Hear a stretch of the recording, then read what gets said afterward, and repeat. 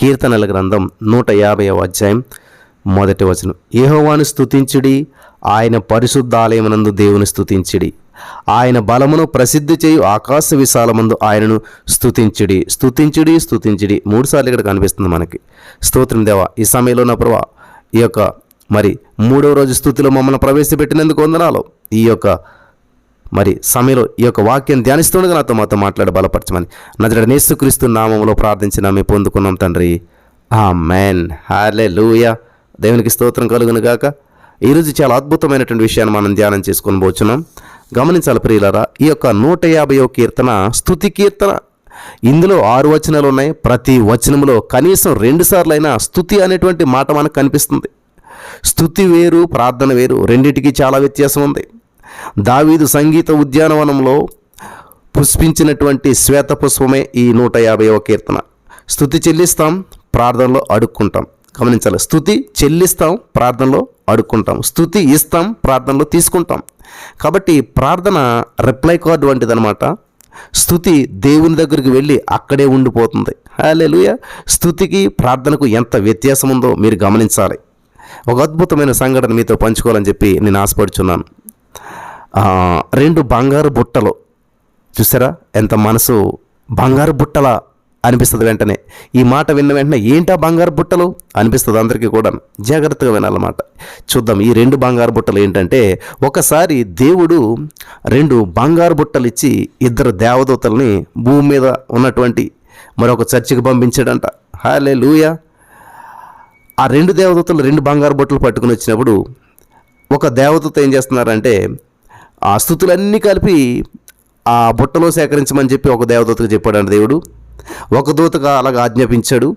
ఇంకొక దూతకేమో ప్రార్థనలన్నీ కలిపి నీ బంగారు బుట్టలో వేసుకొని అవి తీసుకొని నా దగ్గరికి రమ్మని చెప్పి ఇంకొక దూతకు ఆజ్ఞాపించి దేవుడు చెప్పాడు. ఆ విధంగా ఒక దూత మరొక దూత ఇద్దరు కలిసి ఆ చర్చి దగ్గరికి వచ్చారు. ఇద్దరు కూడా ఒకే ఆరాధనలో పాల్గొన్నారు. దేవుడు చెప్పినట్లే చేశారు. ఆ దేవుడిచ్చిన అసైన్మెంట్ కంప్లీట్ చేసుకుని మరలా పరలోక రాజ్యానికి తిరిగి వెళ్ళారు. తిరిగి వెళ్ళిన తర్వాత మరి ఆ ప్రార్థన అనేటువంటి బంగారు బుట్ట ఉన్నది కదా, ఆ ప్రార్థన బుట్ట నిండిపోయిందంట. దేవునికి స్తోత్రం కలుగును గాక. చూసి దేవుడు వెరీ గుడ్, చాలామంది బాగా ప్రార్థన చేస్తున్నారు, అందరూ ప్రార్థనా పరులు అని చెప్పి ఆ బుట్ట నిండిపోయినప్పుడు చాలా సంతోషించాడంట. దేవునికి స్తోత్రం. తర్వాత దేవదూత స్తుతి బుట్ట, నీకెందుకు ఆలస్యమైందంటే, నేను అంతా వెతుకుతున్నాను, చర్చ అంతా వెతుకుతూ ఉన్నాను, కానీ అందరూ ప్రార్థన చేస్తున్నారు కానీ స్తుతి చేసే వాళ్ళని వెతుక్కోవాల్సి వస్తుంది. ఎక్కడా కూడా ఎవరు స్తుతి చేసే వాళ్ళు కనిపించట్లేదు. అక్కడ అంతా కూడా ప్రార్థన చేస్తున్నారు, అంతా అడుగుతున్నారు తప్ప ఇచ్చేవాళ్ళు ఎవరు లేరు.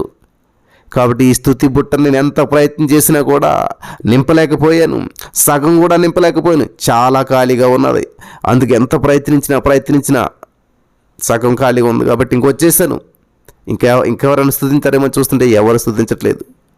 స్తుతి గంప పూర్తిగా నిండలేదు, సగం కూడా నిండలేదు. ఈ విషయం పరలోకాన్నంతా కూడా విభ్రాంతి పరిచిందంట.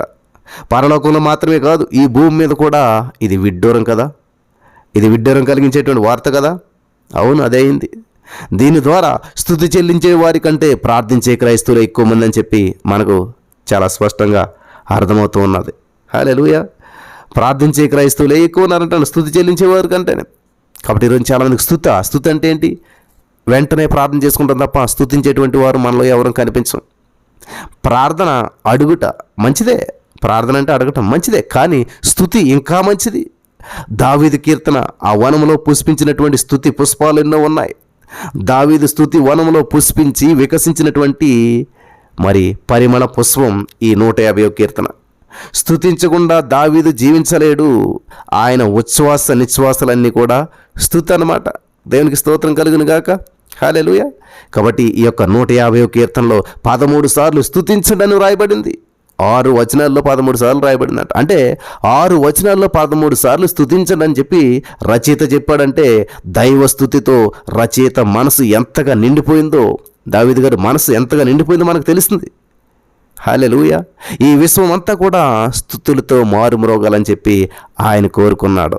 దేవునికి స్తోత్రం కలుగును గాక. హల్లెలూయా. కాబట్టి ఈ రోజున నీ స్తుతుల గంప ఎట్లా ఉన్నది? సగమన్న నిండిందా, పావన్న నిండిందా, లేకపోతే అలా స్తుతుల గంపలు అసలు ఏమన్నా పడ్డాయా లేదా ఒక్కసారి ఆలోచించుకోండి. మీ బ్యాంకులో ఎంత ఉన్నదో అనవసరం, మీ బ్యాంక్ బ్యాలెన్స్ ఎంత ఉన్నదో అనవసరం, కానీ మీ స్తుతి బ్యాలెన్స్ ఎంత ఉన్నదో ఈరోజు చెక్ చేసుకుందాం.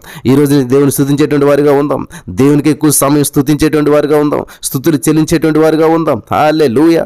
కాబట్టి ప్రతిరోజు 3:30కి మేము మరి ఈ యొక్క యూట్యూబ్ లైవ్ ద్వారా స్తుతించుతూ ఉన్నాం. కాబట్టి మీరు కూడా మాతో పాటు ఏకీభవించండి, స్తుతించండి. దేవునికి స్తోత్రం కలుగును గాక. మరి ఈ రోజు నుంచే ప్రతి వారిని దేవుడు స్తుతించేవారుగా చేసి నడిపించి బలపరచును గాక. ఆమేన్.